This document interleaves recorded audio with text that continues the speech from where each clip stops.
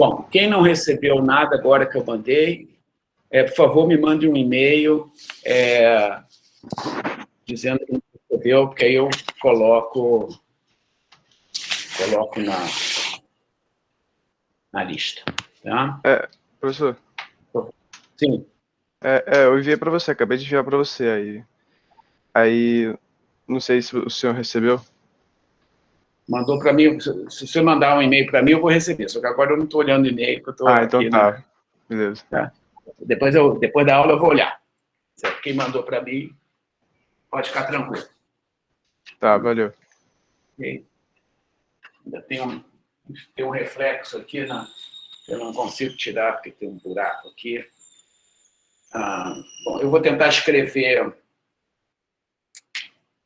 grande. Se vocês não estiverem enxergando bem, vocês me avisam. Deixa eu lembrar o que a gente falou vou sentar aqui, falou na aula passada. Eu falei sobre espaços gerados por vetores e tentei convencê-los a vocês de que em R2 1 é pouco, 2 é bom, 3 é demais. No sentido que se eu pego um vetor não nulo, eu consigo gerar uma reta com esse vetor. Se eu pegar 2 vetores não colineares, eu gero todo o plano, quaisquer 2 vetores. Né? E aí não é bom pegar 3 vetores, porque com 2 vetores eu já tenho tudo. Tá? Em R3, 2 é pouco, 3 é bom, 4 é demais. Né? O que significa que se eu pegar 2 vetores em R3, eles forem... quer dizer, não forem colineares, não estiverem na mesma direção, 2 vetores não colineares vão gerar um plano, um vetor só vai gerar uma reta, a não ser que ele seja o vetor zero, e 3 vetores vão gerar o espaço todo, quaisquer 3 vetores linearmente independentes. Né? Não colineares agora significa linearmente independentes. Né?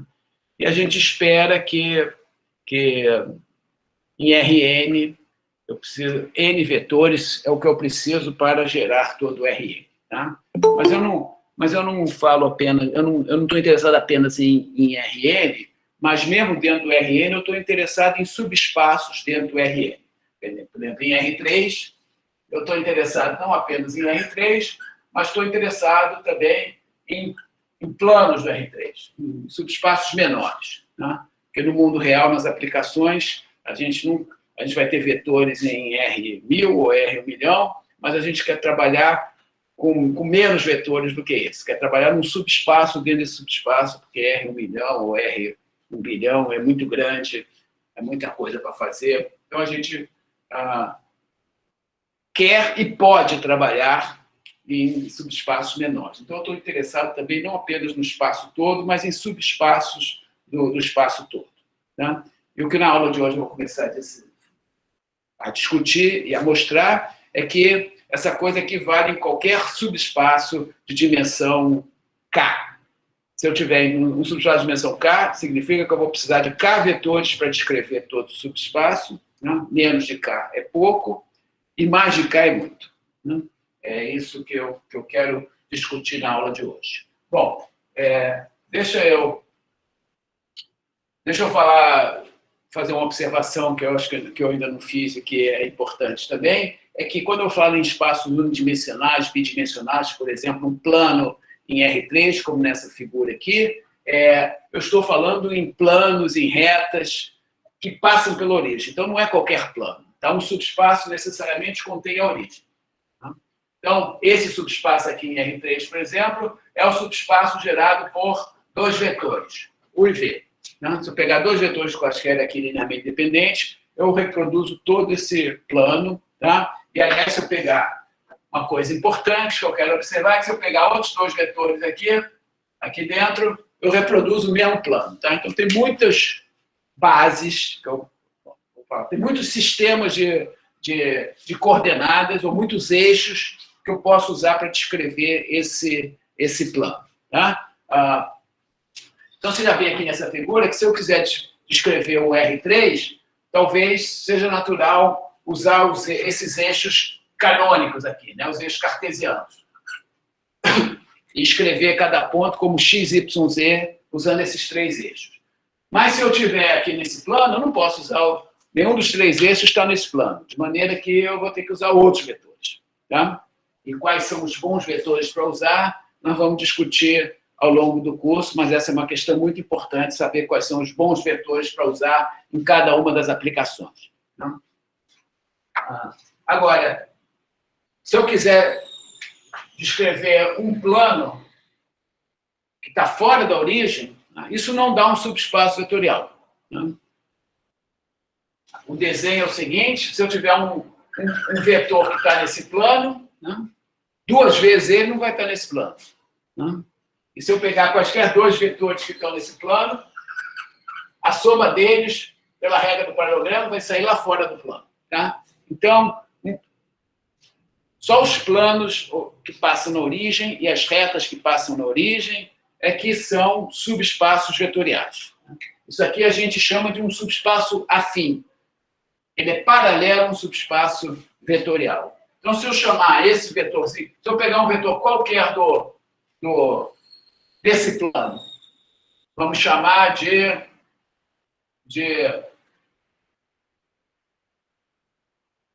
o zero. Né? Se eu pegar, então, um vetor qualquer, acho que o zero, acho que não é uma boa letra, já que eu estou usando o V.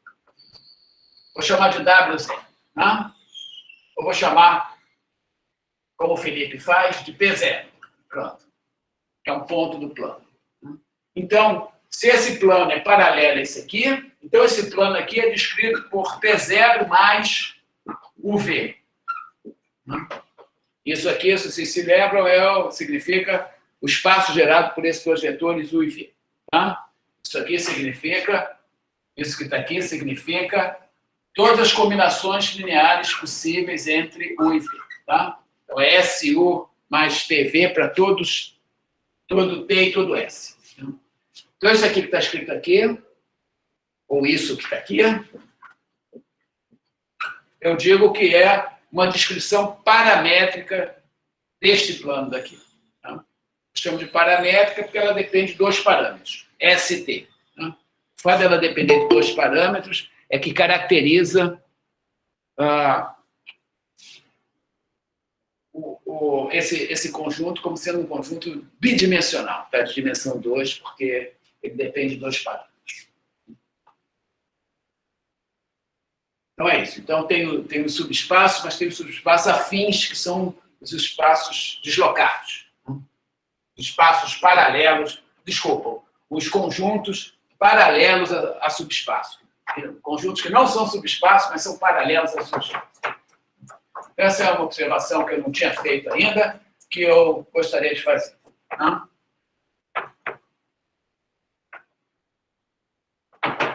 Bom, então vou começar a aula de hoje definindo o que seja uma base.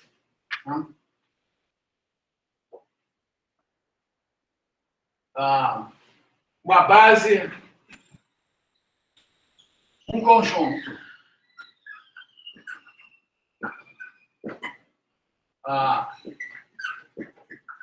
Se eu pegar um conjunto de K vetores, LI,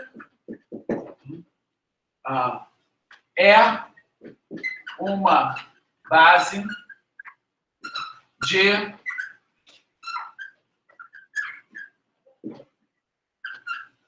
eu pego K vetores LI, pego o subespaço gerado por eles, isso é um subespaço vetorial, né? Ou seja, isso aqui significa todos os elementos da forma T1, U1, mais T2, U2, mais etc., mais TK, o K, todas as combinações lineares possíveis desses K vetores. Então, eu digo que um conjunto, se for LI, eu digo que ele é uma base desse negócio aqui. Né? Então, a ideia de base, como o nome está dizendo, são os vetores nos quais eu posso me basear para descrever todos os vetores do conjunto. Tá? É claro que eu podia me basear em mais vetores. Se eu pegar um outro vetor, aqui, K mais 1, que está nesse conjunto, né? Isso vai ser um outro conjunto maior, com os quais eu posso descrever todos os elementos desse conjunto. Mas esse aqui conjunto é demais, tá? Esse vetor aqui é demais, porque ele já é escrito como uma combinação linear deles, eu não preciso deles. Tá? Então, essa ideia, a ideia de não acrescentar um conjunto está encapsulada, está inscrita nessas duas letrinhas que estão aqui, LI. Tá? Se eu colocar mais um vetor aqui, esse novo conjunto vai ser LD e não me interessa. Tá? Então, é aquela coisa, por exemplo, no plano, eu pego dois vetores que são linearmente dependentes, eu descrevo o plano, dois vetores linearmente dependentes num plano, que passa pela origem, no subespaço, é uma base desse subespaço. Né? Se eu pegar uma retinha, então, para dar um exemplo, se eu pegar simplesmente uma retinha, se eu pegar a reta gerada por um vetor U, né? Se o U não for diferente de zero, né? Se o U, desculpa, for diferente de zero, não for igual a zero, se eu pegar esse conjunto aqui, esse subespaço, então eu tenho que U é uma base.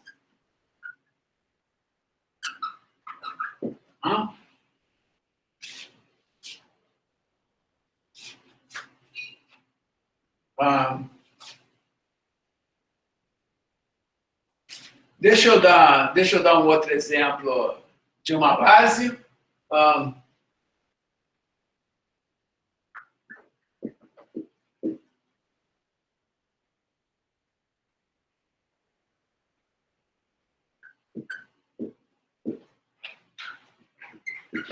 Vou dar uma base em R4.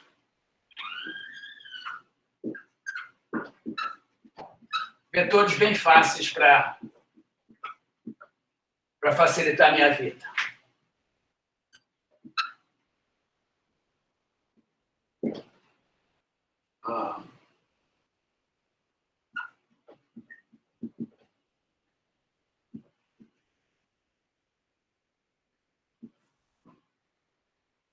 Pronto, está aqui 4 vetores.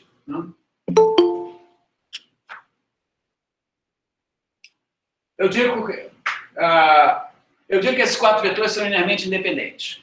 Eu estou dando esse exemplo aqui também para chamar a atenção do seguinte fato. Para eu verificar que esses 4 vetores linearmente independentes, não tem jeito, tem que fazer conta. Tá?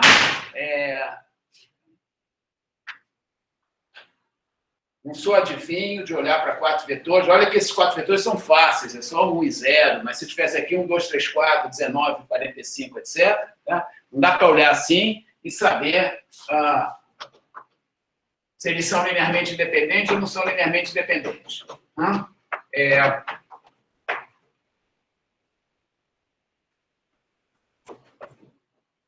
Então, não tem jeito, tem que fazer conta. Vamos fazer a conta, então. Porque assim vocês veem, um exemplo simples, qual é a conta que tem que ser feita, tá? Em qualquer caso. A conta que tem que ser feita é o seguinte, eu faço AV1 mais BV2 mais CV3 mais DV4, tá? Igual a 0. Se eu chegar à conclusão que ABCD são todos 0, é porque eles são linearmente dependentes. Se eu conseguir arrumar ABCD pelo menos um diferente de 0, satisfazendo isso aqui, por exemplo, se A for diferente de 0, eu posso dividir tudo por A, e aí o V1 se escreve como combinação linear dos outros. Né? Então, cada coeficiente aqui, se eu tiver uma igualdade dessa, se eu arrumar uma igualdade dessa com B diferente de 0, é porque o V2 depende dos outros. Se o C for diferente de 0, o V3 depende dos outros, e assim vai. Tá? Então, esses vetores serão independentes só se eu, a partir dessa igualdade, concluir que todo mundo é 0. Tá? Então, vou fazer essa conta. Isso aqui me dá um sisteminha de 4 equações com 4 incógnitas. Nesse caso, o sisteminha é muito simples e eu não vou ter que ralar muito para resolver o sistema, porque eu botei os vetores bem simples. Se eu pegasse uns vetores quaisquer, eu teria um sisteminha de 4 equações com 4 incógnitas que teria que ter mais trabalho para resolver. Tá? Depois eu faço vamos ver mais tarde como é que eu devo resolver, em geral, não apenas um sistema de N equações com N incógnitas, mas um sistema de N equações com M incógnitas. Tá? Não precisa, o número de equações não precisa ser igual ao número de incógnitas, isso é uma coisa importante. Tá? Mas nesse caso aqui, eu tenho número de 4 equações, eu tenho 4 equações e 4 incógnitas, tá? Isso aqui dão 4 equações, porque quando eu substituo V1, V2, V3, V4 pelos seus valores aqui, eu vou olhar para a primeira coordenada, tá? Isso aqui significa que a primeira coordenada disso é 0, a segunda é 0, a terceira é 0, a quarta é 0, tem 4 equações e tem o ABCD como incógnitos, né? Então, qual é a primeira equação? A primeira equação é A mais B mais D igual a 0. Concorda? Vamos ficar esse aqui por A, esse por B, aqui eu tenho um 0, não aparece nada, e aqui tem um D. Né? A segunda equação é A mais 0B mais 0C mais D igual a 0. A terceira equação é 0A mais 1B mais 1C mais 1D igual a 0. Né?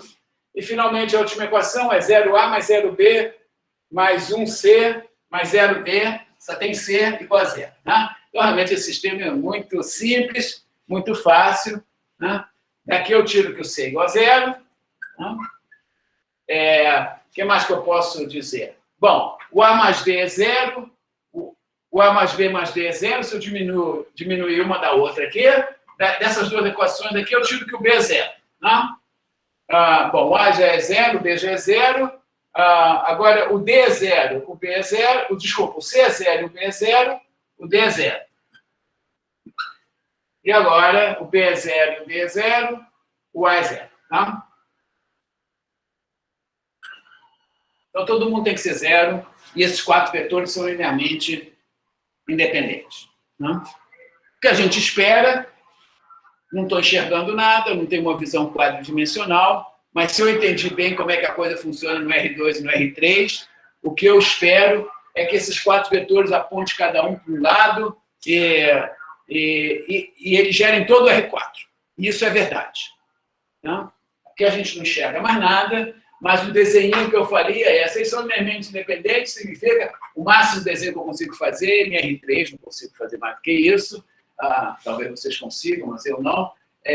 Eu só consigo desenhar assim, mesmo assim está no plano aqui, mas posso imaginar que isso aqui é um R3, cada um apontando para um lado, e isso aqui gera todo o R3. Então, eu imagino, eu espero, poderia especular ou pensar que isso aqui também está cada um apontando para um lado e gera todo o R4. Né? E se eu pegar, eu podia me perguntar se eu pegar 1000 vetores, cada um apontando para um lado, todos linearmente independentes, isso gera todo o R1000. Tá? Ninguém está enxergando nada, e se a gente não está enxergando nada, a única maneira de responder essa pergunta é fazendo contas, ou fazendo...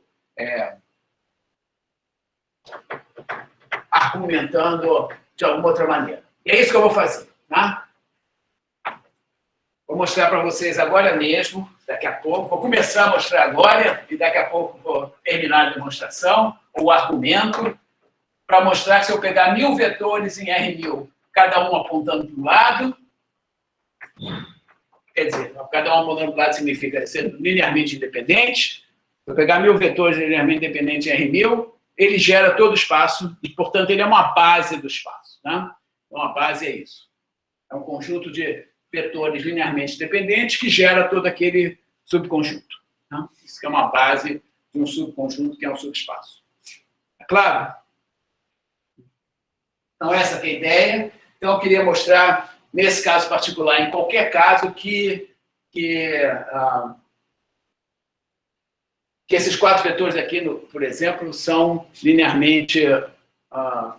desculpa, eles geram todo o espaço. Já vi que eles são linearmente dependentes, agora eu quero mostrar que eles geram todo o espaço. Né? Isso aqui é consequência do seguinte resultado, que é o teorema da dimensão.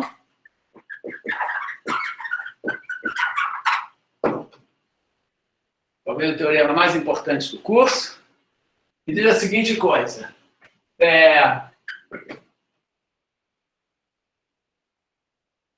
Vou colocar aqui. Sejam alfa,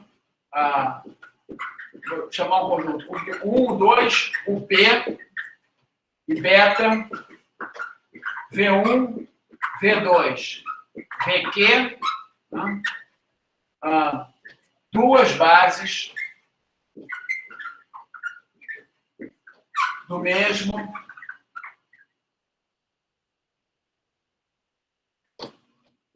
do subespaço S. Né? Então, tem um subespaço qualquer, que é um espaço, né? Em si mesmo. Tem um subespaço S, que é o espaço gerado por esses vetores e também por esses vetores aqui. Né? A conclusão é, então, P igual a Q. Isso que é o teorema da dimensão. Tá? Se uma base tem 80 vetores, qualquer outra base do mesmo subespaço tem 80 vetores. É isso que diz esse teorema. Tá? Em R4 existe uma base com 4 vetores, então qualquer base do R4 tem 4 vetores e qualquer base do R1000 tem 1000 vetores. Essa vai ser a consequência desse resultado aqui. E eu não vou fazer a demonstração com todos os detalhes, mas só vou dizer qual é a ideia da demonstração. Tá? Eu escrevi umas notas eu vou deixar as notas disponíveis para vocês. Quem estiver interessado, gostar mais dessas coisas, do detalhe da demonstração, poderá lá olhar a nota, mas aqui eu quero andar para frente e... Você não está conseguindo... Tá bom, vou escrever um pouco mais alto. Maior. Aqui é U, U2, são P vetores, tá? E aqui são Q, outros Q vetores. Vou tentar escrever maior, tá? Desculpa. Aqui tem P1. Eu quero dizer que está escrito aqui é que se eu tiver duas bases, o número de elementos de uma é igual ao número de elementos da outra, tá? P igual aqui. É isso. Né? Eu vou dar uma ideia assim, ligeira da demonstração, não vou fazer detalhe da demonstração, porque eu quero andar para frente. Tá? Repito, se alguém depois quiser, pode olhar nas notas mais detalhes, ou pode olhar em qualquer livro que tem essa demonstração. A demonstração é sempre mais ou menos a mesma. Tá? A ideia da demonstração é a seguinte, eu sair de alfa e chegar em beta, fazendo o seguinte caminho. Eu pego e olho para essa base aqui, e a partir dessa base, olho essa base aqui e pego esse vetor aqui, cadê minha caneta vermelha? Eu pego esse vetor aqui, V1, tá? E faço o seguinte, eu substituo V1 por 1, tá? E construo uma nova base alfa', que é essa aqui. Desculpa, construo um novo conjunto, que é esse aqui. Então, eu pego simplesmente esse conjunto aqui e troco o V1 por 1. Tá? E aí eu tenho que me esforçar para mostrar que isso aqui continua sendo uma base. Tá? Então, tem que fazer umas contas para mostrar que isso aqui continua sendo uma base. Ou seja, que isso aqui continua gerando todos os vetores de S, 1, e 2, que isso aqui continua sendo linearmente independente. Tá?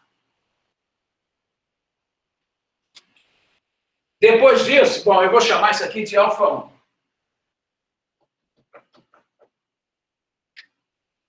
Tá? Depois disso, eu vou repetir o argumento fazendo o seguinte. Vou botar esse V2 aqui dentro. Tá? Vamos supor, deixa eu falar o seguinte, vamos supor que um necessariamente é maior ou igual que o outro, eu vou supor que o Q é maior ou igual que P. Eu vou chegar à conclusão que o Q é igual a P. Tá? Então, vamos supor que aqui é o lugar que tem talvez mais do que aqui, tá? ou talvez igual, e vou mostrar que talvez mais é impossível. Tá?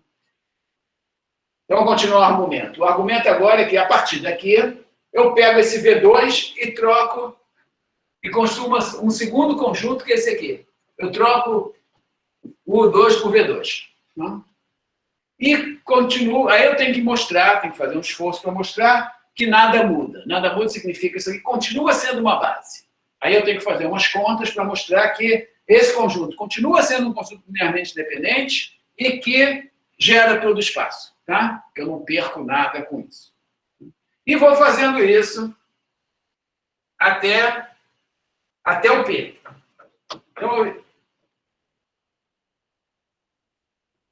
Então, em P etapas, eu cheguei aqui.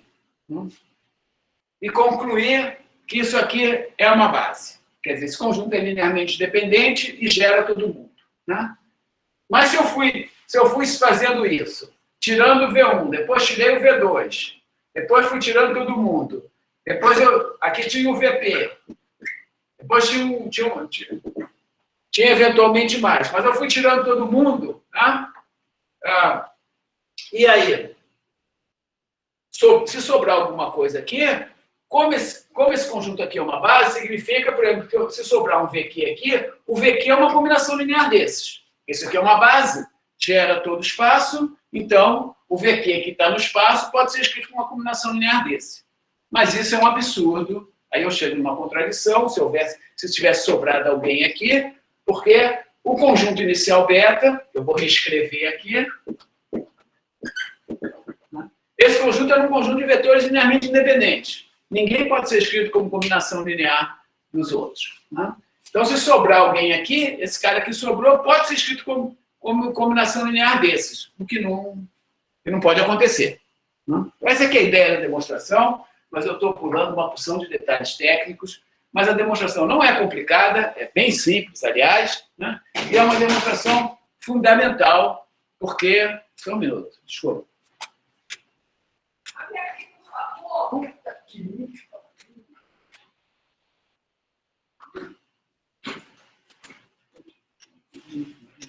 Ok.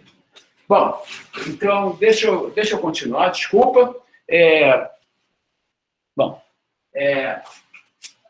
vocês me escutaram, né? É uma demonstração bem simples e que mostra um resultado mais do que fundamental. O resultado mais importante do curso é esse aqui, que todos os dois vetores, uma coisa que não é muito óbvia, embora talvez seja esperado, é que se eu pegar... se eu fizesse desenho aqui e pegar dois vetores que estão no plano, o e v, tá? Se eu pegar outros dois vetores que estão no mesmo plano, que esses outros dois vetores também servem, tá? Também são, se eles forem linearmente independentes, eles descrevem todo o plano. Tá? Não é óbvio que se eu pegar 87 vetores em R1000, e eles são linearmente independentes, se eu pegar outros 87 vetores linearmente independentes no mesmo subespaço, eles também vão gerar todo o subespaço, ou seja, vão ser outra base. Tá? Não é nada óbvio, mas esse teorema garante que sim. Tá? Então, como consequência desse teorema, eu tenho a seguinte coisa. Bom, primeiro deixa eu dar uma definição. A primeira consequência desse teorema é que eu vou definir definição.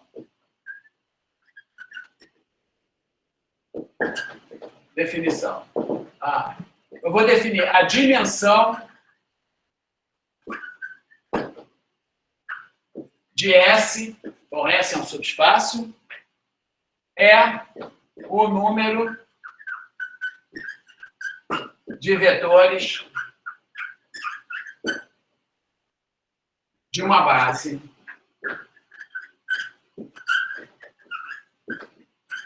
bom? Já que toda base tem o mesmo número de vetores, eu vou dizer que essa é a dimensão de S, é uma coisa razoável, porque agora eu tenho uma definição que diz que o conjunto gerado por um vetorzinho só, mesmo em R1000, se esse vetor não for o zero, esse aqui é um conjunto unidimensional, que é gerado, porque só esse vetor forma uma base desse conjunto. Tá? E o conjunto gerado por dois vetores linearmente independentes é um conjunto bidimensional, tá? De dimensão 2.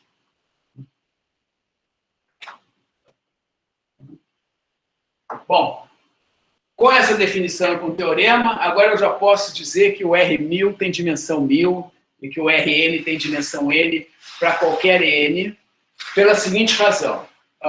Bom, Professor, observação. Uma dúvida rapidinho. Tá. A base seria um conjunto que consegue gerar qualquer outro vetor? Que consegue alcançar qualquer outro vetor, Isso. no sentido de que qualquer outro vetor é combinação linear dos elementos da base. Aham. Tá? Deixa eu fazer uma observação. Por exemplo, se eu pegar o vetor E1, 1, 0, 0, 0, E2, 0, 1, 0, 0, E3, 0, 0, 1, 0, e E4, 0, 0, 0, 1, né? Eu digo que esses 4 vetores formam uma base do R4. São um pouco mais simples do que esses 4 vetores que estão aqui. Né?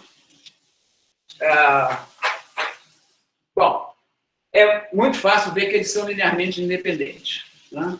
Porque, vou escrever aqui em cima mesmo, para ganhar espaço. Primeira coisa, eu digo o seguinte, que E1, E2, E3, E4 é base de R4. Vamos mostrar. É muito fácil mostrar, mas precisamos mostrar. Para mostrar que ele é base de R4, eu preciso mostrar 2 coisas. Um, que ele é um conjunto linearmente independente. 2, que ele gera todo o espaço. Bom, vamos fazer o seguinte, vou fazer a mesma conta que eu fiz antes para mostrar que esses 4 vetores aqui são linearmente independentes. Eu faço uma combinação linear deles dando 0. Tá? Se eu chegar à conclusão que todos os coeficientes são 0, é porque eles são linearmente independentes. Né? Bom, isso é óbvio, porque, na verdade, agora no sisteminha de equações, na verdade, A é 1 mais B é 2, mais C é 3, mais D é 4, não é nada mais, nada menos do que isso aqui. Tá? Né? A vezes esse, mais B vezes esse, mais C vezes esse, mais D vezes esse, dá o vetor ABCD. Né?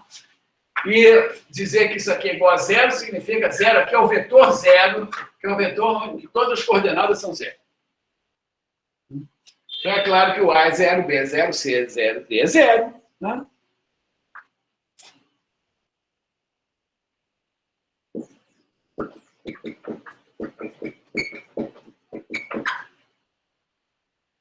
E que, portanto, esse conjunto é um conjunto L. Mas, ao mesmo tempo, esse conjunto é tão simples, tão fácil de ser manipulado, que, ao mesmo tempo, quando eu fui mostrar que ele é Li, ao mesmo tempo eu percebo que ele gera todo o espaço. Né? Porque, se eu pegar um ponto qualquer do espaço, ABCD, está escrito aqui, ABCD é A vezes o primeiro, mais B vezes o segundo, mais C vezes o terceiro, mais D vezes o quarto. Né? Então, ele gera todo o espaço. Qualquer vetor ABCD é uma combinação linear desses 4. Né? Eu estou fazendo em R4, mas se eu botar um pontinho... Bom, deixa eu, antes de continuar, te perguntar, está claro isso? Professor, para ser uma base tem que ser um conjunto linearmente independente ou dependente? Independente. Eu quero que cada vetor aponte para um lado. Aí vai gerar todo o espaço, né? Uma base tem essas 2 propriedades. Os vetores são linearmente independentes e gera todo o espaço. Não? Entendi, professor. Obrigada. Eu não quero pegar numa reta, pegar esse vetor e esse vetor aqui. Esses 2 vetores, U e V, eles são linearmente dependentes. Um é múltiplo do outro. Não? Eu só preciso de um vetor para descrever esse espaço, não preciso de 2. Professor. Não? Professor. Então, eu quero que eles sejam linearmente independentes e que gerem todo o espaço. Bom,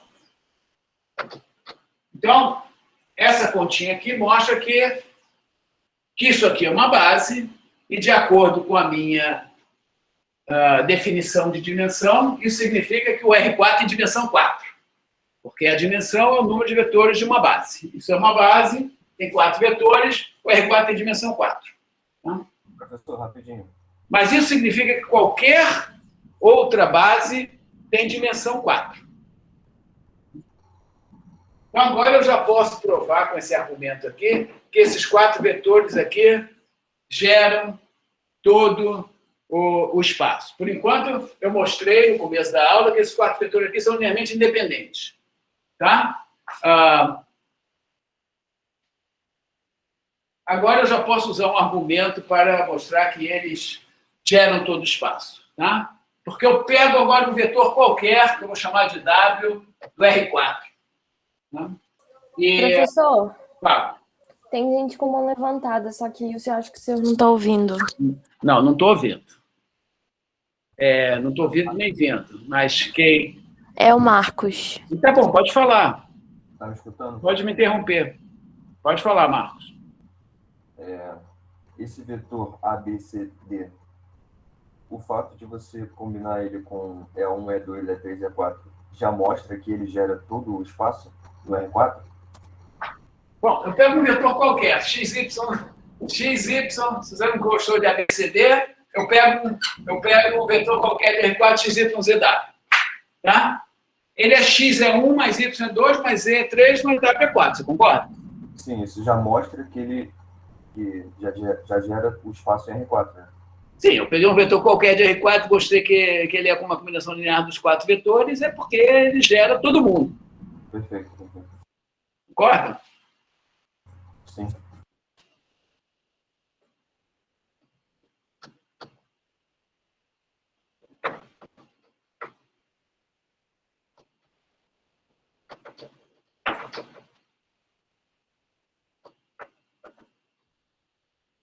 E eu digo agora o seguinte, que eu pego em R4, 4 vetores linearmente independentes, eles geram todo o espaço, se eles forem linearmente independentes. Por quê? Deixa eu dar um argumento. Se eu pegar um vetor qualquer W de R4, peguei um vetor qualquer, W, vou chamar de V. Vou chamar de U, em R4. Tá? Suponha que ele não seja alcançável por esses 4 vetores aqui. Né? Se ele não for alcançável pelos esses 4 vetores aqui, ou seja, suponha que não existe uma combinação linear desses 4 vetores que dê 1. Né? O que vai acontecer é que se eu pego esse conjunto aqui, V1, V2, V3, V4, e boto mais o 1 na lista, tá? Esses 5 vetores aqui vão ser linearmente independentes. Eu não vou conseguir, porque nenhum deles eu vou poder escrever como combinação linear dos outros. Né? Eu não vou fazer também detalhes, mas eu acho que vocês deviam fazer isso. Mostrar. A ideia é o seguinte, se eu estou num subespaço aqui, e se eu pego um vetorzinho que está fora desse subespaço, esse U aqui que está fora desse subespaço, se eu botar ele na lista, se eu tinha uma base aqui, por exemplo, 2 vetores, V1, V2, eu pego um terceiro vetor que não está no subespaço gerado por V1, V2, esses 3 vetores vão ser linearmente independentes. Não? Estão me acompanhando? Ou alguém quer que eu... Sim, estou acompanhando. Professor, você pode Maria, repetir essa última parte? Olha, eu vou fazer com detalhes, tá? Eu digo que esse conjunto aqui é ali. Vou provar, tá? Que esse conjunto aqui é ali. Vou fazer uma combinação linear A1 V1 mais A2 V2 mais A3 V3 mais A4 V4 mais B U igual a 0, tá? Fiz uma combinação linear deles e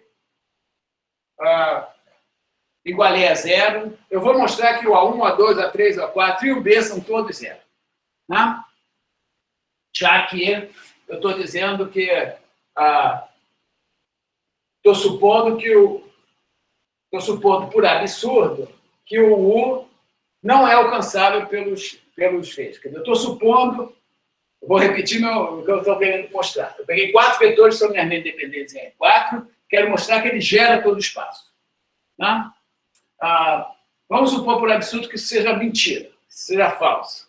E tem um U em R4 que não é alcançável. Quer dizer, vamos supor que tem um U em R4, vou escrever aqui em cima. Tem um U em R4 que U não pertence a esse cara aqui. Tá? Eu faço todas as combinações, faço o espaço geral para esses 4 vetores aqui e ficou alguém de fora. Estou chamando de U. Tá? Eu vou mostrar que isso é impossível. Não pode acontecer. Pelo seguinte. Primeiro, eu digo que nesse caso aqui, se eu acrescentar o U nessa lista, tá, eu continuo com um conjunto de vetores LI. Tá?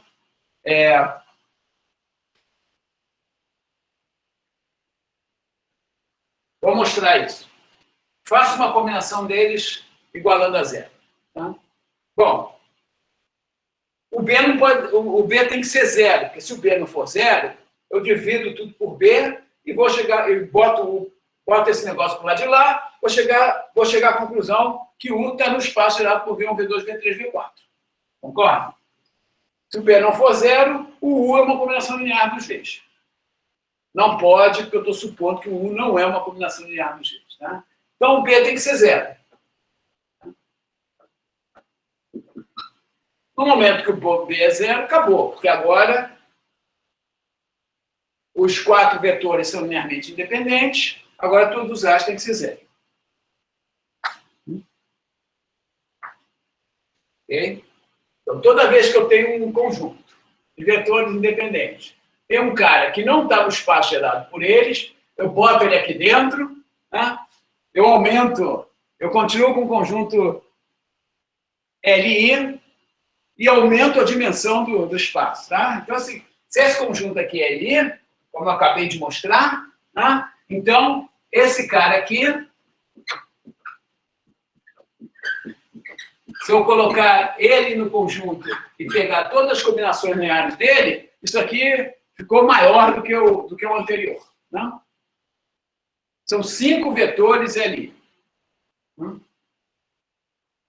Não dá para ter 5 vetores em ali. Então, eu já tenho que esses 4 vetores aqui, eu já tenho uma base, isso aqui já é uma base do R4. Eu já sei que a dimensão do R4 é 4.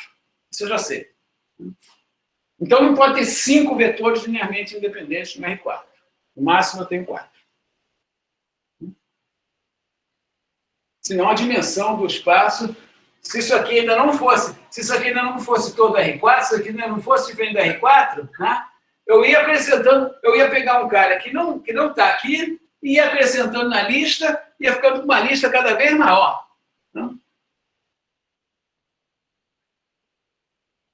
Não dá, porque em R4, o teorema da dimensão me diz que 4 vetores linearmente dependentes, não tem mais do que 4 vetores linearmente dependentes em R4. E não tem mais do que 1000 vetores linearmente independentes em R1000. Ok? Então, se eu tiver um espaço de dimensão 80, cada vez que eu pegar 80 vetores linearmente independentes, eles automaticamente formam uma base, ou seja, eles já geram todo o espaço. Né? Pergunta?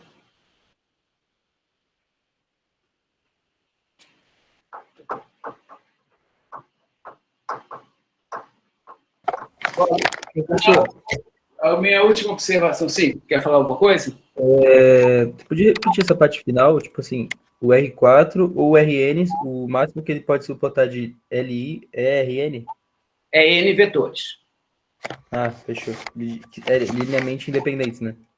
Sim, linearmente independente. Linearmente, se eu não exigir que ele seja linearmente independente, o RN suporta um número infinito de vetores. Existe um número infinito, um número até não enumerável de vetores em RN.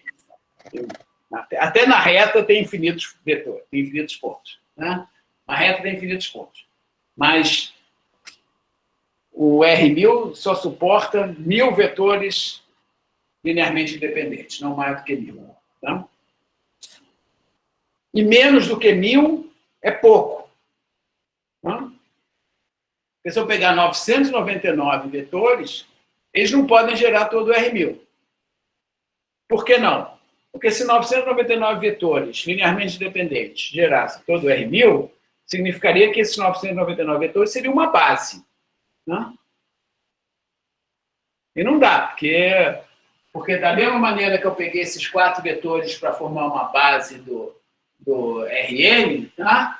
Se eu pegar, não vou escrever, mas vocês vão entender que em RN eu tenho esses vetores chamados, que eu vou chamar de vetores canônicos, que é o vetor 100000100, etc. Né? Esse último aqui seria 000, só tem um 1 na última coordenada, na enésima coordenada. Tá?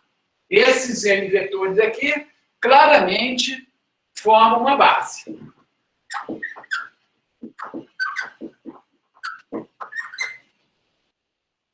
Pelo mesmo argumento que eu fiz do R4, eu faço aqui. Tá? Se eu fizer uma combinação lineares deles, A1 vezes isso, mais A2 vezes isso, mais etc., mais AN vezes isso, dá o vetor A1, A2, A3, AN. Tá? Então, uma combinação linear deles ser igual a 0 significa que todos têm que ser 0. Tá? O mesmo argumento que eu fiz em R4 vale em RN. Deu para ver? Estão me seguindo? Então, é muito fácil verificar que isso aqui é uma base RN, ou seja, e como consequência, RN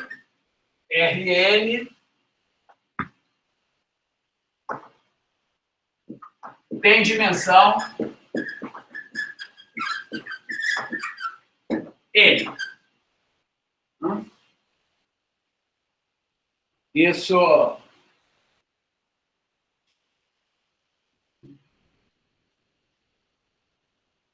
é uma consequência do fato que a dimensão é o número de vetores de alguma base. Todas as bases têm o mesmo número de vetores. Então, isso aqui é uma base, tem N vetores, Rn tem dimensão N. Né? Então, R1000 tem dimensão 1000. Então, se eu pegar 999 vetores em R1000, eles não podem gerar todo o espaço. Porque se eles gerassem todo o espaço, eu teria um conjunto de 999 vetores linearmente dependentes que gera todo o espaço, seria uma base. Eu não posso ter uma base em R1000 com 999 vetores. Então, esse desenho que eu queria que vocês entendessem é isso, que eu tô no espaço. Né? Se eu pego um vetor, eu só obtenho uma reta com um vetor. Se eu pego 2 vetores, em R3, eu obtenho um plano não mais do que um plano. Para obter todo o R3, eu preciso de 3 vetores, cada um apontando para um lado, ou seja, 3 vetores linearmente independentes. Isso, eu acabo de mostrar aqui na aula de hoje, que se estende para o R1000, embora a gente não enxergue nada no R1000. Né? Com 999 vetores é pouco, né? Mas quaisquer 1000 vetores linearmente independentes formam uma base do espaço. Quer dizer, com qualquer 1000 vetores linearmente independentes, eu gero todo o espaço. Ok?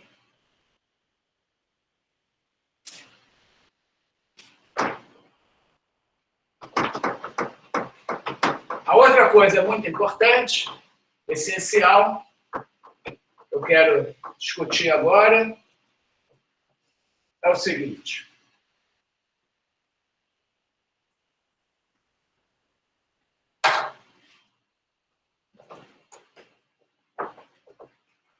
Deixa eu apagar aqui.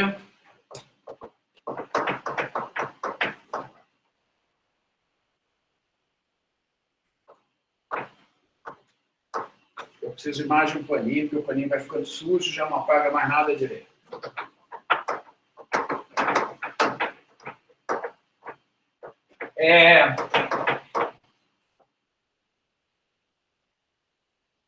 seja... Deixa eu fazer o seguinte. Escrever um pouco maior. O 1, o 2, o K. Vamos pegar... Vamos supor que eu esteja num espaço de dimensão K, né? Pode ser que esse espaço esteja dentro de um espaço de dimensão maior, pode ser que eu esteja num espaço de dimensão 27 em R 50.000. Né? Então, eu quero que isso aqui... Deixa eu pegar uma base desse subespaço. Tá? Então, é o espaço gerado por esses K vetores aqui. Né?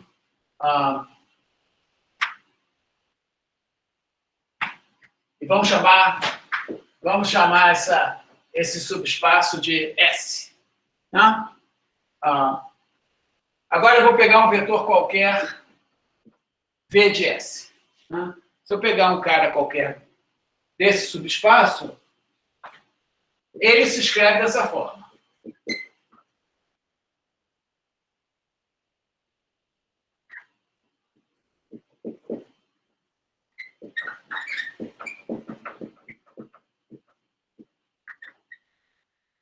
Ele é uma combinação linear desses vetores, porque esses vetores formam uma base, ou seja, geram todo o espaço. Então, qualquer vetor do espaço é obtido a partir desses K vetores daqui. É o que eu escrevi aqui. Tá? Eu digo o seguinte, essa combinação linear que dá o V, ela é única. Tá? Não tem outra. Né? Só tem um conjunto A1, A2, AK que faz com que essa igualdade seja verdadeira. Tá? Deixa eu mostrar isso.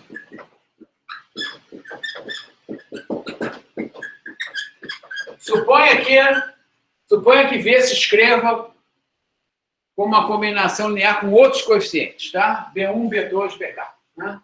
Se eu tiver essas duas igualdades aqui, deixa eu mostrar que cada A tem que ser igual a cada B daqui. Tá? Não tem jeito. Isso é muito fácil de ver, porque é só diminuir uma da outra. Tá?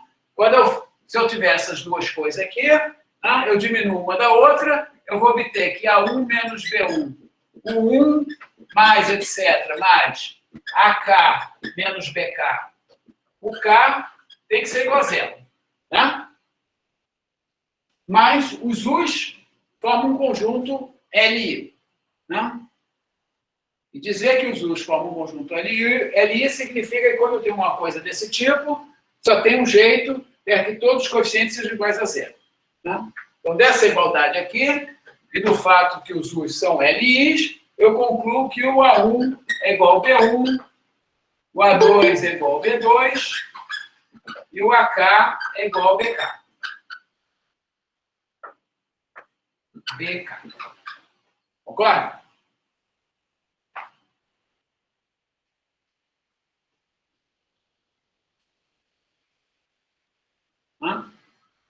Então, isso mostra que a maneira de combinar os U's para obter cada V é uma maneira única. Tá? Eu gostaria que vocês entendessem isso no desenho. Tá? Eu estou em R1000, não dá para fazer um desenho nenhum, mas é o mesmo desenho que eu faço no plano. Eu vou fazer um desenho no plano. Tá? Se eu tiver dois vetores, o 1 e o 2, que formam uma base do plano, tá? Eu já mostrei para vocês, vou fazer de novo aqui. Se eu pegar agora um vetor qualquer V desse plano, né? Ele é alcançável por esses dois vetores aqui, mas só tem uma maneira de alcançar, de fazer essa combinação linear. Eu traço uma paralela aqui a essa reta aqui, traço uma paralela aqui a esse vetor aqui, tá? Estico isso aqui. Tá? O desenho está meio horrível. Né? Mas eu faço a regra do paralelogramo ao contrário. Né? Então, esse vetor V é um múltiplo do 1 mais outro múltiplo do 2. Né? esse múltiplo aqui do U1, o A1, nesse caso aqui, seria menor que 1, porque o 1 está encolhendo, e o múltiplo do 2 seria maior que o 1, porque essa componente aqui está sendo... Está sendo aumentada, né? Quem chamou. Então, só tem uma maneira de fazer isso aqui, nesse plano, tá? E, na verdade, em R10.000, qualquer que seja o K, isso também é verdade, estou acabando de demonstrar. Eu tenho K vetores linearmente independentes, só tem uma maneira de combiná-los para gerar um outro vetor. Não tem duas maneiras. Tá? E eu vou definir, então... Vou escrever aqui em cima para não ficar usando aquele lado do quadro negro ali. Tá? Nesse caso, se eu tenho uma coisa desse tipo, tá? Eu vou dizer que A1, A2, AK, desculpa, AK, esse conjuntinho aqui, são as coordenadas de V na base alfa. Tá? Então, é uma generalização da ideia de coordenada, das coordenadas cartesianas. Tá?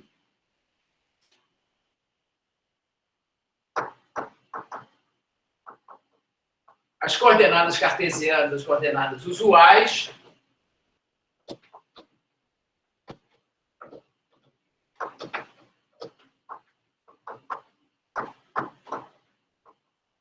se eu tenho as coordenadas usuais, vou fazer o desenho no R2, o desenho no R3 é o mesmo, o análogo. Né?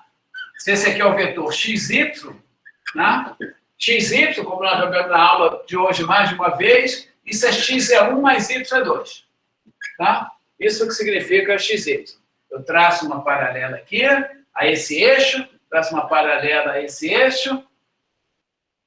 Y é isso, x é isso. Tá? Se eu tiver um sistema de eixo que não é esse, é um outro qualquer, uma base é um sistema de eixo, na verdade. Né? Se eu tiver um outro sistema de eixo, por exemplo, esse, no plano, né? A ideia das coordenadas, então, se eu tiver dois vetores, o 1 e o 2, né? Eu repito, a ideia das coordenadas de um vetor nessa base, formada por 1 e 2, ela é análoga a essa daqui, tá? Só que eu traço paralelas aos dois lados, né? E eu escrevo isso que está aqui é A1, o 1, isso que está aqui é A2, o 2, e o U é A1, o 1, mais A2, o 2. Ok? E a notação que eu vou usar, nesse caso, em qualquer caso, é que eu vou escrever assim. Tá? Isso aqui significa U na base alfa, são as coordenadas de U na base alfa. Então, cada vetor de um espaço tem coordenadas, tem certas coordenadas numa certa base. Tá? Dado um espaço e uma base, qualquer vetor desse espaço tem suas coordenadas nessa base, e as coordenadas têm esse significado que está aqui. Tá? Então, aqui no caso, eu vou dizer que as coordenadas... Eu vou escrever aqui, assim, né? Vou escrever, melhor escrever aqui, eu vou escrever isso aqui assim. Tá? As coordenadas de V na base alfa, nesse caso, são essas K coordenadas aqui, se eu tiver num espaço de dimensão K. Tá? Deixa eu ver que horas são, para ver quanto mais eu avanço. Ok? Então, deixa eu dar um exemplo.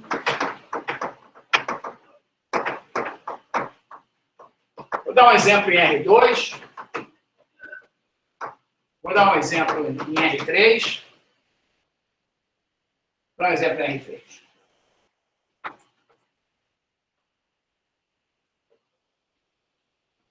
Vou dar um exemplo.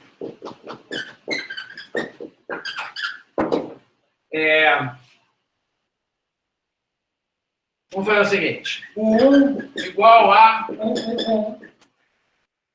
O 2 igual a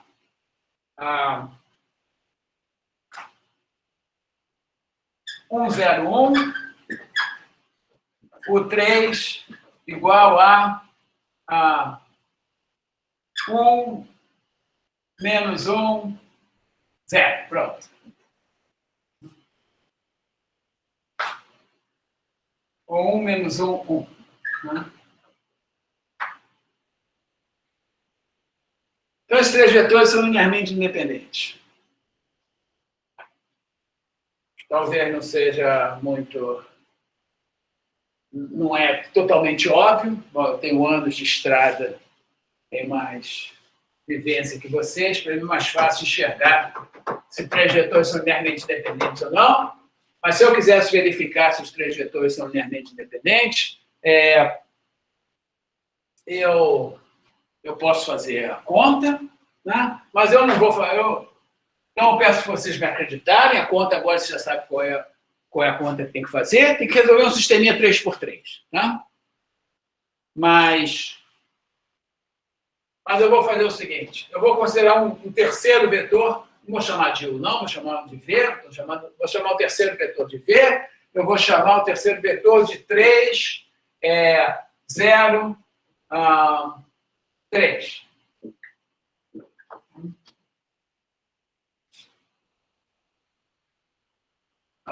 Desculpa, esses três vetores não são linearmente independentes. Não são, não. Eu chutei qualquer coisa, não são. Vou botar 2 aqui. Tá? Senão eles não vão ser linearmente independentes. Estou enganado. Depois eu posso dizer para vocês como é que eu sei disso. Mas então eu vou pegar o vetor aqui 3, 304. Não.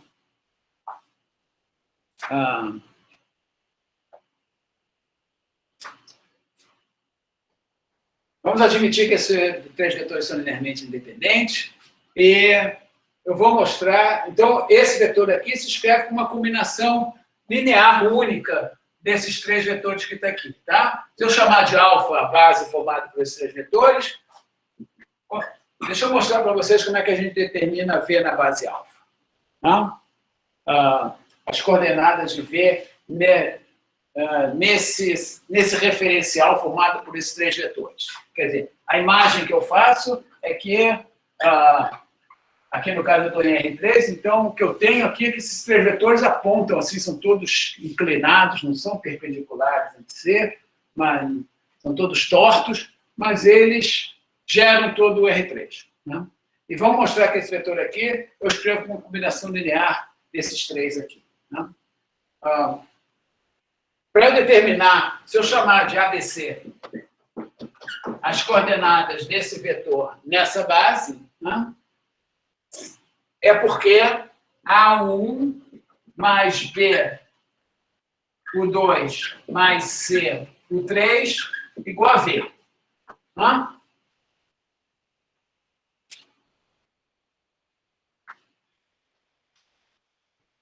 Então, mais uma vez, o que eu queria chamar a atenção é que se eu quiser determinar as coordenadas de V numa determinada base, eu não tem jeito, eu tenho que fazer conta e tenho que resolver um sisteminha linear. Né?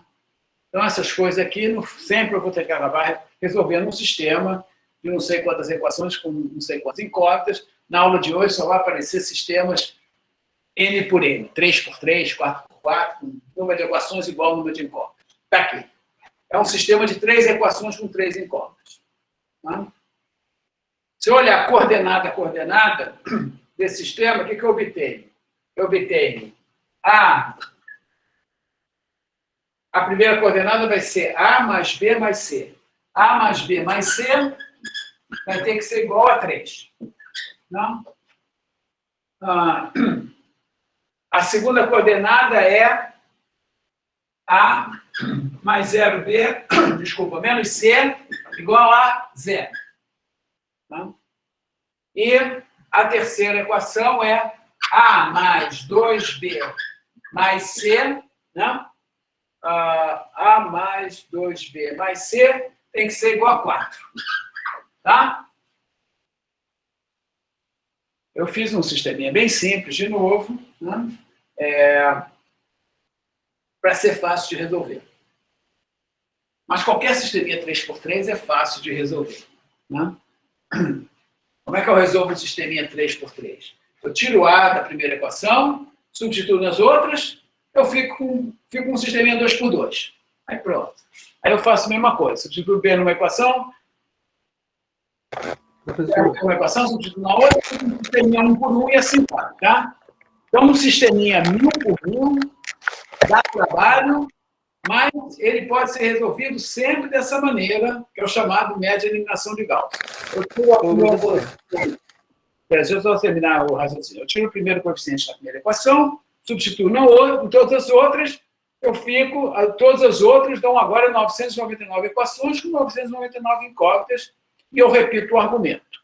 Fala. Desculpa aí que eu te interrompi. Fala. Mas porque não entendi por que o V passa para o outro lado. Eu estou resolvendo essa equação aqui. Então, mas tipo assim, o V não deveria estar junto Não, eu quero escrever V como uma combinação linear desses três vetores. Ah, entendi, por causa disso. Então, tá bom, valeu. Tá? Esses três vetores geram todo espaço. Então, todo mundo, qualquer outro vetor, se escreve com combinação linear deles. Né? E os coeficientes da combinação linear é que são as coordenadas do vetor nesse sistema de coordenadas. Tá? No sistema de eixos, se quiser. Preferir pensar assim. Tá? Então, é isso que eu estou querendo resolver. Então, resolver isso é resolver esse sisteminha daqui. Bom, e a outra ideia que é importante é que aqui eu estou resolvendo o sistema 3x3, mas qualquer sistema de equação eu sempre posso resolver dessa maneira organizada. Eu tiro a primeira incógnita na primeira equação, substituo nas outras, eu fico com menos, olho agora só para as outras, esqueço a primeira, eu fico com menos incógnitas e menos equações. Uma incógnita a menos, uma equação a menos. E vou fazendo aí, depois eu repito o argumento. Tá? Então, aqui eu podia tirar o A. Bom, talvez aqui eu tiro o A na primeira equação. Bom, isso aqui é tão simples que eu não vou fazer isso. Isso é uma maneira geral de fazer. Mas, desculpa, eu não vou fazer isso aqui, porque aqui tem coisas mais simples para fazer. Por exemplo, eu diminuo essa equação dessa, né? Eu vejo que o B é igual a 1. Né? Terceira menos a primeira, né? Vai me dar que o B é igual a 1. Né? Eu vou ficar P igual a 4 menos 3, 1. Né? Bom, agora quando o B é igual a 1, daí eu tiro que o A mais C vai ser igual a 2, e o A é igual a C. Então, A mais C igual a 2. E eu fico com 2A igual a 2, A igual a 1. E como A igual a C, o C também é igual a 1. Tá? Bom, não foi coincidência, eu estou montando o exemplo, eu montei o exemplo, esse vetor 304, montei assim, eu somei esses três vetores aqui, que é esse. Tá? Foi assim que eu montei o exemplo. Então, nesse exemplo aqui, as coordenadas desse vetor aqui, nessa base, é 1, 1.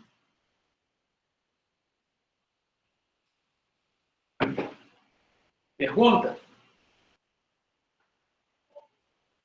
Bom, se não tem pergunta, eu vou parar esse assunto e vou avançar na matéria aqui. Acho que ainda tem uma meia horinha para falar de outro assunto. De outro assunto muito importante.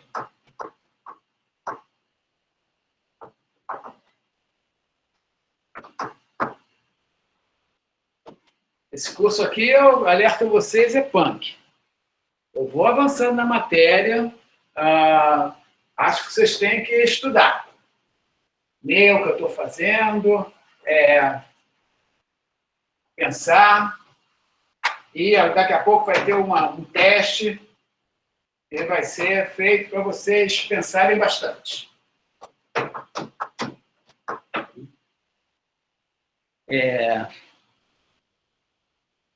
São as coordenadas... Bom, alguém quer fazer alguma pergunta? 1, são as coordenadas daquele vetor 304 na base alfa, né? Na base formada por vetores 1, 2 ou 3. Né?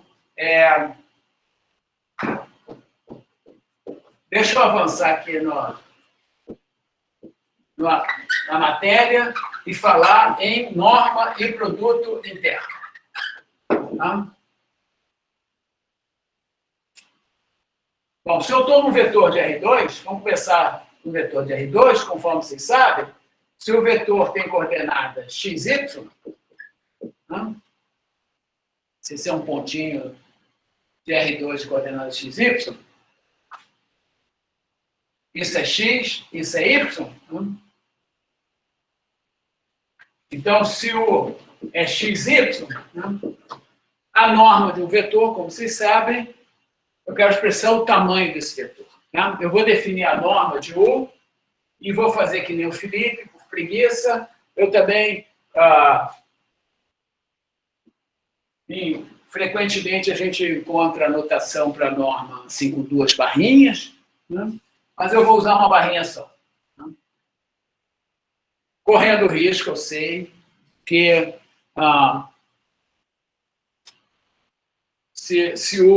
quando eu tiver um escalar, o módulo vai ser a norma de um escalar. Né? Quer dizer, a notação da norma e a notação do módulo é a mesma. Tá? Mas eu acho que a gente vai saber se eu estou falando de um vetor, eu estou falando da norma. Se eu estou com um escalar, eu estou falando do módulo. Eu vou definir a norma de um vetor como sendo raiz quadrada de x2 mais y2. Né? Que é o tamanho, que é a distância desse ponto xy à origem. Tá? Que é o tamanho desse vetor que está aqui. E em R3,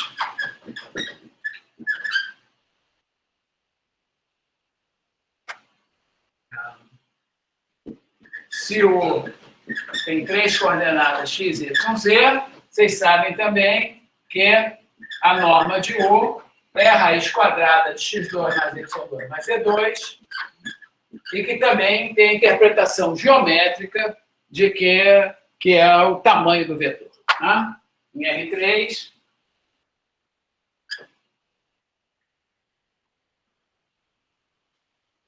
se essas coordenadas aqui, se isso aqui é x, se isso aqui é y, se isso aqui é z, né?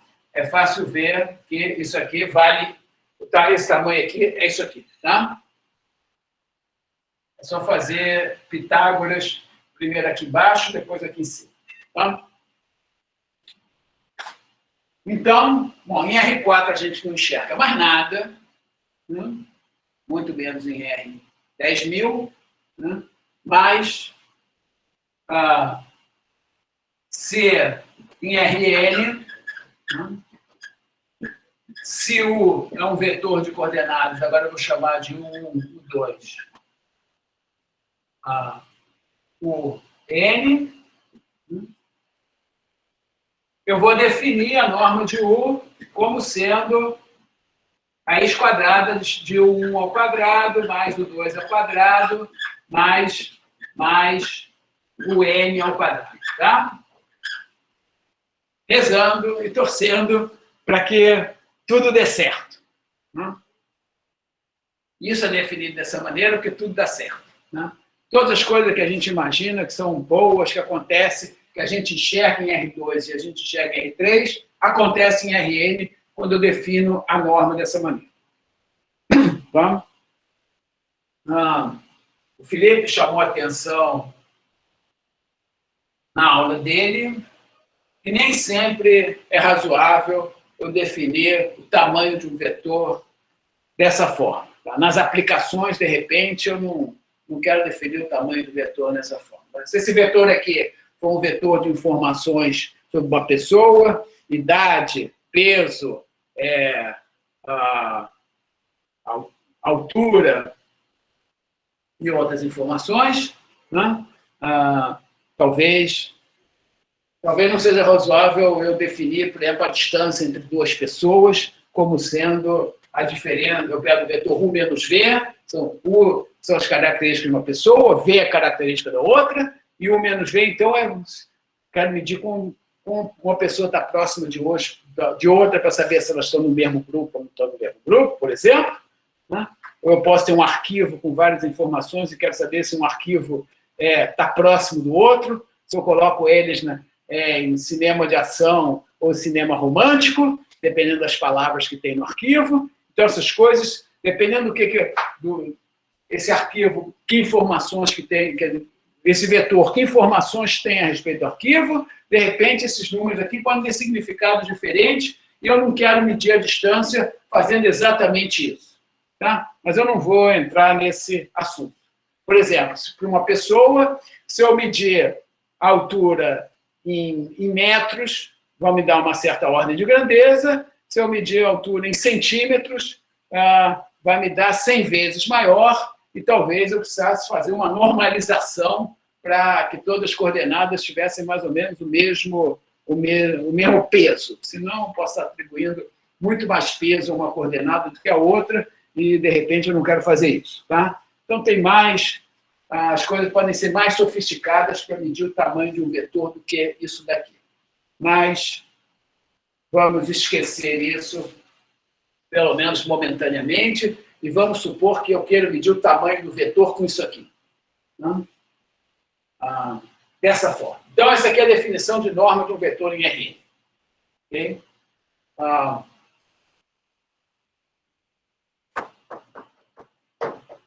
Bom, é importante eu medir, eu saber se dois vetores são linearmente independentes ou não, mas também é importante ter uma medida para saber se eles são quase linearmente independentes ou não. Né? Por exemplo, se eu estiver fazendo uma classificação de imagens, né?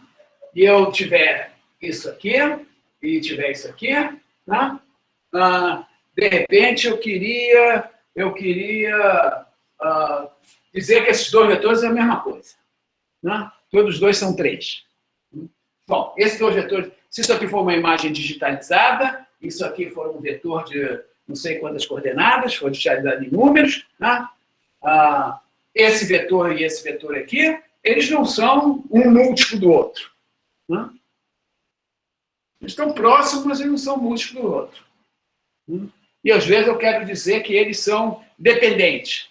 Que isso aqui é a mesma coisa, na verdade. Que eles são até iguais, num certo sentido. Né? Então, eu quero medir se eu quiser medir o quão próximo eles estão um do outro, né?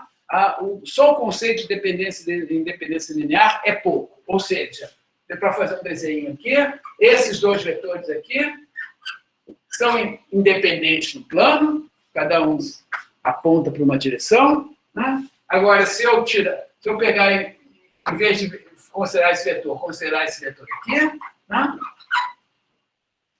Eles também são independentes, mas eles são quase dependentes, né?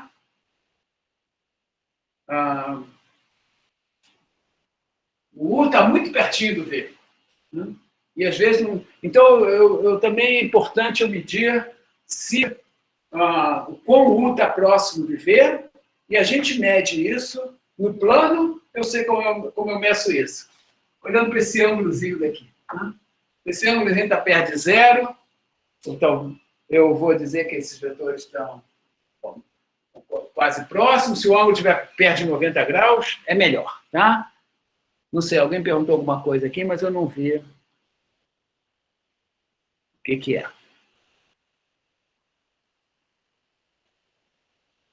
Posso repetir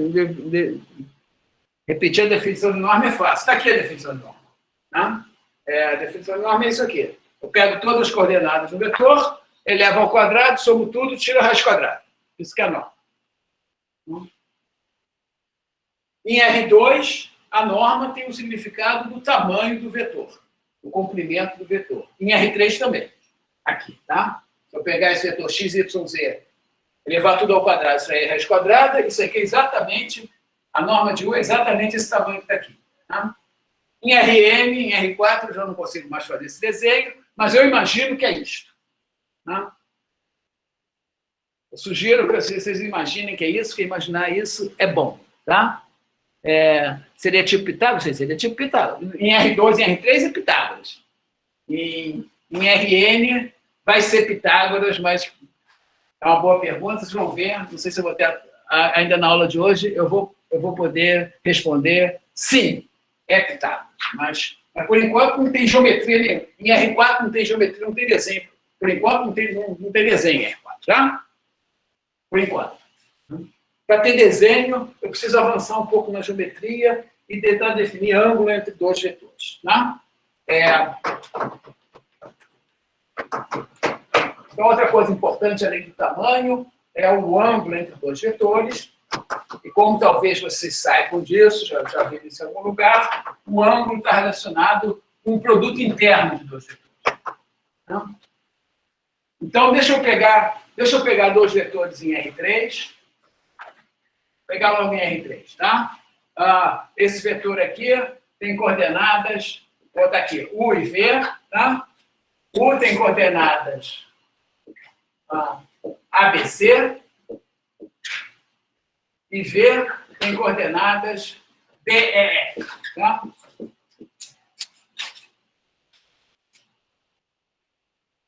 Eu quero fazer uma conta para medir quanto é que vale esse ângulo formado por esses dois vetores. Eu vou supor que a norma de U, eu já botei duas barrinhas aqui, vou botar uma barrinha só. Eu vou supor que a norma de U e a norma de V sejam ambas iguais a 1. Né? Para começo de conversa. Depois eu considero o caso mais geral. Mas, então, aqui eu estou supondo que dois vetores têm norma 1, né? E quero medir esse ângulo que está aqui. Eu vou usar geometria. Tem jeito? Eu vou usar a geometria e vou fazer o seguinte. Eu vou fazer o desenho de novo. Como os dois têm norma 1, né, eu vou juntar aqui esses dois vetores aqui, o V, né? Isso aqui dá um triângulo isósceles. Né? Acho que eu vou fazer um outro desenho, porque senão fica parecendo que o triângulo é um triângulo equilátero, e não é.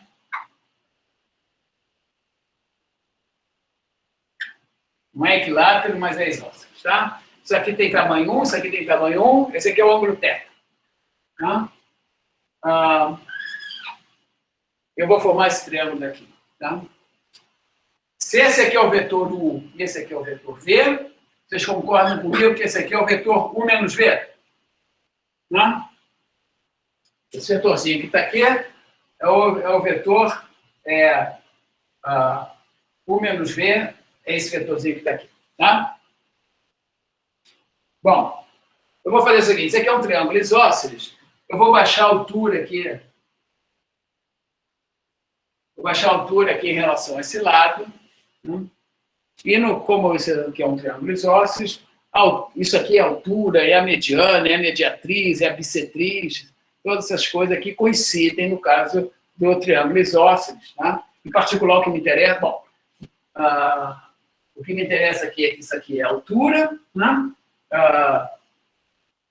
Que na verdade me interessa tudo, que é a mediatriz, que é a altura e que é a bissetriz. Né? Dizer que é a bissetriz significa dizer que esses dois ângulos aqui são iguais, tá? Então, se o ângulo original é θ, cada um desse aqui é θ sobre 2, tá? Então, esse ângulo aqui é θ sobre 2 e o outro também, né? θ sobre 2. E, além disso, como isso aqui cai exatamente na metade do lado, esse vetorzinho que está aqui é U menos V sobre 2, tá? O vetor que sai daqui e vai para cá é a metade do outro, é U menos V sobre 2. Agora eu vou usar Pitágoras nesse triângulozinho que está aqui embaixo. Tá? Aí eu não vou usar, desculpa, vou usar Pitágoras. Não vou usar Pitágoras, não. Eu vou usar apenas que o seno de θ sobre 2, o seno de θ sobre 2 é cateto oposto sobre hipotenusa. Tá? O cateto oposto é o tamanho desse negócio aqui, vai ser... Tem que me lembrar de tirar uma barrinha. Daqui a pouco eu vou botar 2 barrinhas, já que o meu reflexo é botar 2 barrinhas. Isso é o cateto, tamanho do cateto oposto, é a norma desse vetor, eu botei um meio para fora da norma, né? Dividido pela hipotenusa, só que a hipotenusa, isso aqui, a hipotenusa é isso, tem tamanho 1. Né? Eu estou supondo que os vetores U e V, ambos têm tamanho 1. Ok, então seno de θ sobre 2 é um meio desse negócio aqui. Mas eu não quero θ sobre 2, eu quero θ. Tá? Eu que introduzi o θ sobre 2 artificialmente a considerar essa altura. Mas como eu quero θ, né, eu vou usar uma regra da trigonometria que relaciona, uma fórmula da trigonometria, que vocês possivelmente devem conhecer, que é que eu posso expressar o cosseno de 2θ em função do cosseno de θ ou do seno de θ. Né? No caso, eu quero expressar... Eu tenho θ sobre 2, eu quero calcular o θ, então eu sei que o cosseno de θ é 1 menos 2 seno ao quadrado de θ sobre 2. Tá? Na verdade, o cosseno de 2θ é cosseno ao quadrado de θ menos seno ao quadrado de θ. E quando eu escrevo cosseno ao quadrado como 1 menos seno ao quadrado, eu obtenho isso. Tá? Só que em vez de 2θ, eu estou usando para θ. Tá? Cosseno de θ é cosseno ao quadrado de θ sobre 2 menos seno ao quadrado de θ sobre 2. E quando eu escrevo cosseno ao quadrado como 1 menos seno ao quadrado, eu obtenho essa fórmula. Isso, então, dá 1 menos 2... Bom, menos 2 vezes isso aqui é o quadrado. Bom, quando eu levar isso aqui ao quadrado, vai ficar 1/4, com esse 2 aqui fica 1 meio aqui, e aqui fica isso. Tá? Essa aqui é a fórmula do cosseno θ.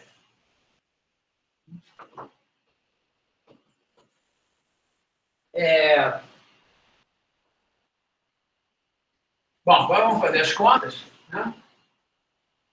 U menos V.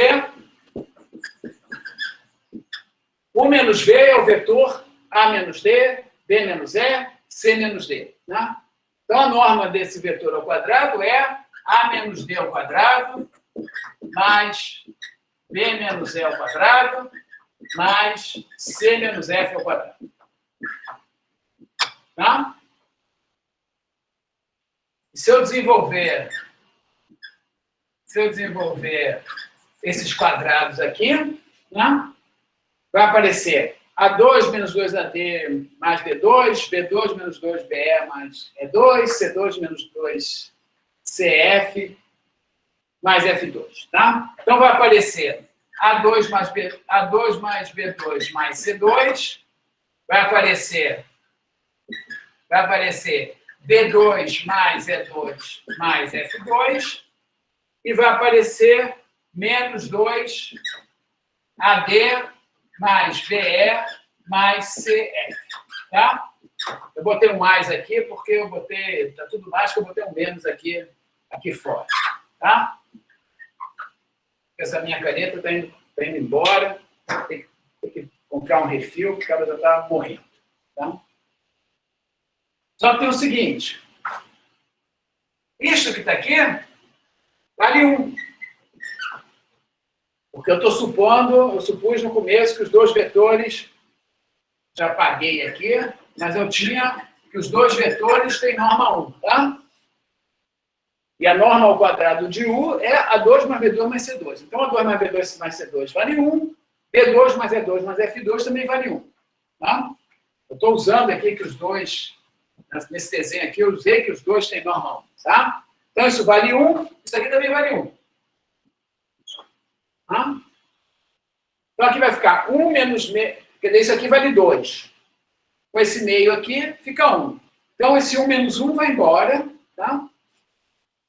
Esse menos com esse menos vira um mais, esse 2 com esse 2 vai embora, e sobra o quê? AD mais BE mais CF. Tá? Muito bem, é aí que eu queria chegar. O cosseno do ângulo é expresso dessa maneira, para dois vetores ABC, DEF, que tem norma 1.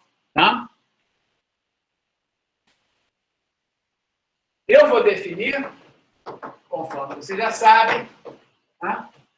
É isso que me motiva eu definir o produto escalar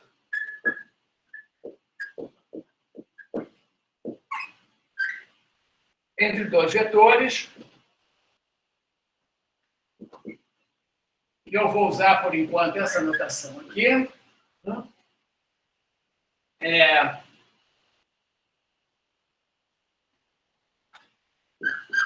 Como sendo essa expressão que está aí.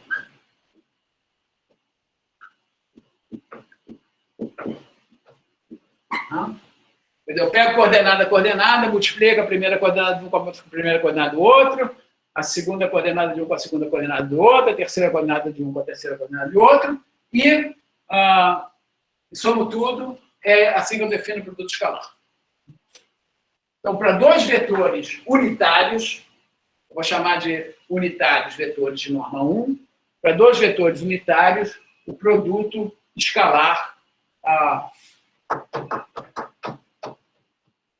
é igual ao cosseno do ângulo entre os vetores. Tá? Então, o produto escalar para dois vetores unitários, ele mede o cosseno do ângulo entre eles. Então, o produto escalar, pelo menos para dois vetores unitários, mede quão próximo um vetor está do outro ou não. E no caso geral? Bom, em geral,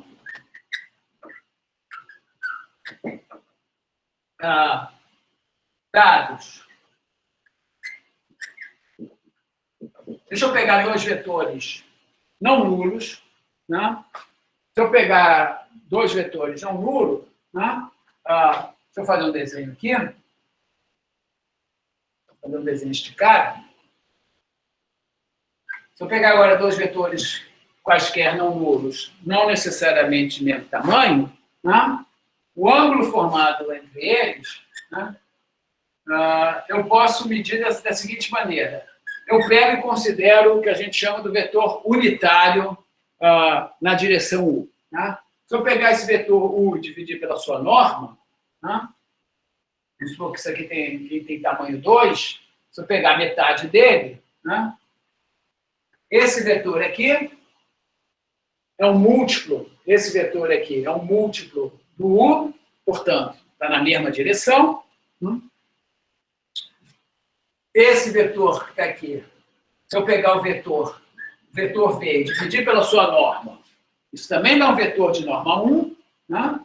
Que a norma desse vetor é a norma de 1 dividida pela norma de 1 dá 1. Tá? Isso aqui é um número, é um escalar. A norma, o escalar eu posso botar para fora da norma. Então, esses dois vetores aqui têm norma 1. Né? É assim que a gente normaliza um vetor. Pega o vetor, divide pela sua norma, e obtém um vetor de norma 1. O ângulo formado por U e por V é o mesmo ângulo formado por esses dois vetores unitários aqui. Tá? Então, o cosseno θ é igual ao produto escalar deste vetor com esse vetor. Tá? E uma coisa que eu não disse, que eu vou dizer agora, e que é fácil de verificar, é que quando eu faço produto escalar, constantes saem para fora do produto escalar. Quer dizer, isso aqui é uma constante, isso aqui é uma constante, isso aqui eu posso botar para fora, essas duas constantes. Quer dizer, esses dois escalares eu posso botar para fora do produto escalar, e o que sobra é isso aqui. Tá?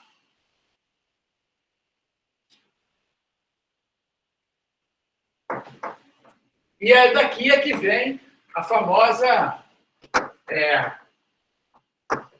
expressão que possivelmente vocês já viram em algum lugar, que diz que U escalar V é igual à norma de U, norma de V, cosseno θ. Tá? Então, é assim que se expressa o ângulo entre dois vetores em função das normas dos vetores e do produto escalar. Tá? Isso aqui é uma fórmula importante. A gente acabou de deduzir essa fórmula, né, em R3.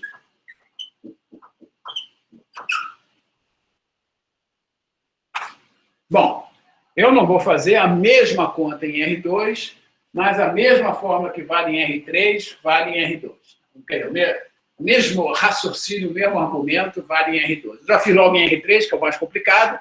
Se eu fizesse em R2, só com duas coordenadas, depois dissesse, em R3 é a mesma coisa, vocês talvez iam ficar desconfiados. Pera lá, em R3 é mais complicado, os dois vetores estão no espaço, o ângulo entre eles é diferente do plano, né? Então, eu já fiz o caso mais complicado, que é já em R3, né?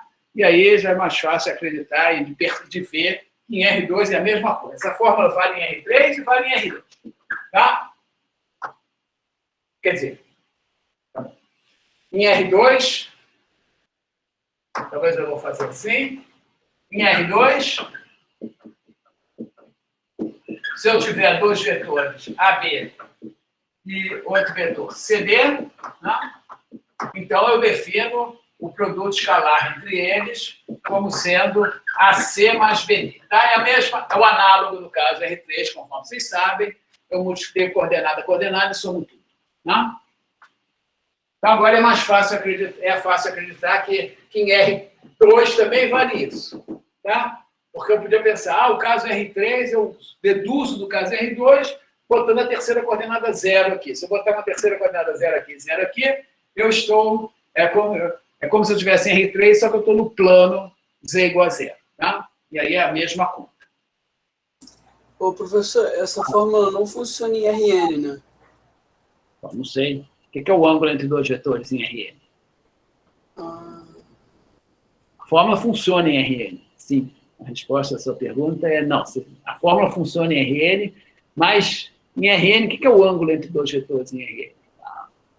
Em R4. Você descobre se eles estão quase linearmente independentes. Tá bom, mas o cosseno do ângulo é uma coisa muito precisa. Ou é 0,7, 0,42, ou menos 0,18, ou menos raiz de 2 sobre 2, sei lá. Então, né? O que significa dois vetores em R4 fazerem um ângulo de 45 graus? Ou de 90 graus, ou de 18 graus. Né? Temos que definir isso. Tá? Em R3, eu posso dizer, em R2 e em R3, eu sei o que é um ângulo, dois vetores fazerem um ângulo de 45 graus. Tá? Eu marco lá o desenho, faço, se eu quiser, eu marco lá os pontinhos, pego um transferidor, meço o ângulo, eu vejo que tem 45 graus. Na verdade, eu não preciso disso. Agora eu tenho essa fórmula aqui, eu tenho uma conta, não preciso fazer desenho nenhum em R3 e em R3. Acabei de deduzir para vocês e vale isso. Então, em R2 e R3, eu sei o que são os dois vetores valerem o ângulo fazerem 45 graus ou 20 graus. Tá? Só fazer essa conta aqui, eu calculo o cosseno de θ deles e sei quanto é que eu tenho. Tá? Em R4, em R5 e em R1 milhão, né? O que significa dois vetores fazerem um ângulo de 45 graus? Eu preciso definir isso. Não? Realmente não quer dizer muito. Que é? Realmente não quer dizer muito. Não quer dizer muito para você, para mim quer. Mas, como já são 11h47, eu não vou abusar da paciência de vocês. Se vocês me dessem talvez mais uns 20 minutinhos, vocês iam entender como é que se mede o ângulo entre dois vetores em R1000. Tá? Mas eu não vou fazer isso agora, eu vou deixar para a próxima aula. Tá? Eu vou ter que aguentar uma semana para eu mostrar que essa fórmula aqui faz sentido em Rn, tá? Para qualquer N. Né? Mas isso eu vou deixar para depois, que eu estou cansado, vocês também, e a gente vai avançando como pode. Tá? Alguma pergunta? Mais uma vez, essas coisas são muito importantes que fiquem claras. Eu estou preocupado que vocês fiquem com a visão geométrica. Eu estou o tempo todo querendo incutir na cabeça de vocês, eu tentar convencê-los que a gente, para entender o R1000, a gente faz um desenho em R3, vê como é que as coisas funcionam em R3, e aí depois diz, em R1000 é a mesma coisa. Não sei, não tem desenho nenhum, mas é como se eu tivesse um desenho e a geometria é a mesma. Tá? É isso que eu vou fazer na próxima aula. Começar fazendo. Tem uma geometria de ângulos, até para 2 vetores de R1000. Faz sentido eu falar que 2 vetores fazem 45 graus em R4, em R5, em R100, em R10, né? E que mais... isso eu vou mostrar na próxima aula. Como é que a gente define essas coisas. Alguma pergunta? Professor, você já sabe quando vai ser o dia do teste? Eu não ouvi. Não sei. O nosso projeto é que o dia do teste seja hoje de tarde. Né?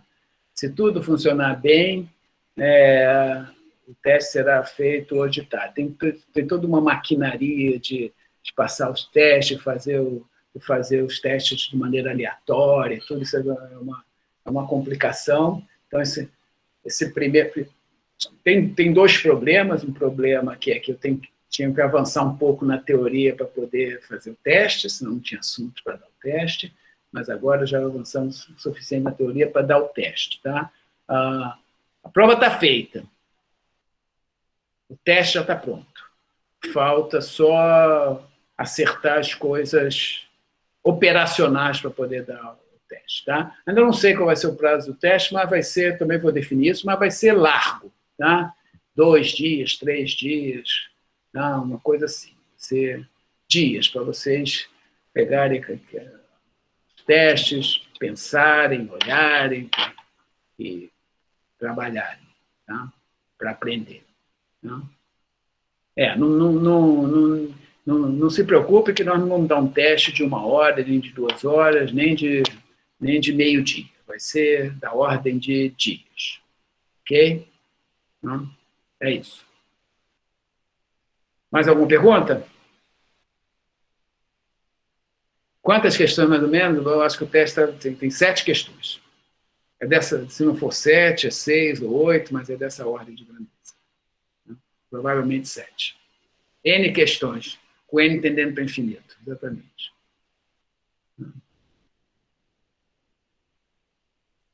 Ok. Então, eu vou parar de gravar. E vocês vão ouvir notícias da gente a respeito do teste, tá? Só queria que vocês